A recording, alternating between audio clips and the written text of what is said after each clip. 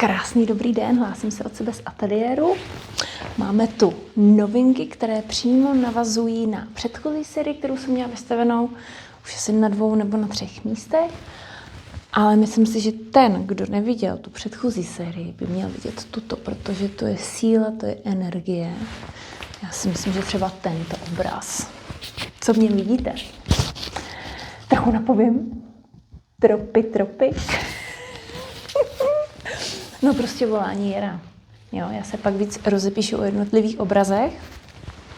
Třeba i tento. No, brzy je budu instalovat pondělí a úterý. Nejen tyto, ale ještě mám pak další novinky. Takže se budeme těšit na návštěvu, zpětnou vazbu a taky se těšit na toho, kdo si je odnese domů. Mějte se krásně.